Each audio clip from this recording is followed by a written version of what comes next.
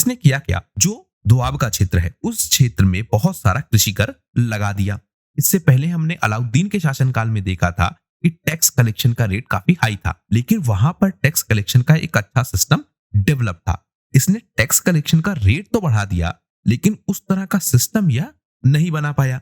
लेकिन उसके साथ साथ इसने एडवांस टैक्स का सिस्टम भी लागू कर दिया, मतलब किसान पहले से ही टैक्स जमा करे एडवांस में, उस सिस्टम को भी इसने विकसित कर दिया। इससे जो किसान है उन पर बहुत दबाव पड़ा और बर्नी जैसे इतिहासकार भी इसकी आलोचना करते हैं।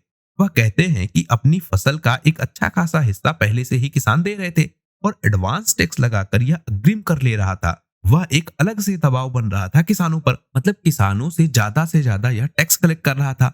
और जो व्यवस्थाएं बनानी चाहिए, जैसे इसने मुद्रा व्यवस्था को इंट्रोड्यूस किया, तो उस मुद्रा व्यवस्था के इंट्रोड्यूस के बाद जो बाजार व्यवस्था थी वह और ज्यादा विफल हो गई, क्योंकि सांकेतिक मुद्रा इसने जारी की और सांकेतिक मुद्रा पूरी तरह से फेल कर गई। और जब सांकेतिक मुद्रा फेल की तो लोगों ने जो भौतिक धन था, मतलब जो धातु मुद्रा थी, उसका भी अपने पास संग्रहण कर लिया, उसको भी अपने पास स्टोर कर लिया। तो पूरी बाजार व्यवस्था में जो मुद्रा थी उसकी काफी ज्यादा कमी हो गई। तो अंततः हुआ क्या, बाजार व्यवस्था ही फेल कर गई।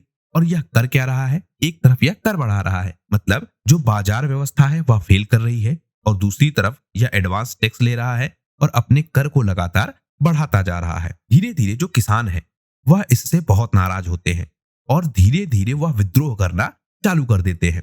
पूरे साम्राज्य की व्यवस्था में अव्यवस्था फैल जाती है और विद्रोह लगातार होने प्रारंभ हो जाते हैं। जब हम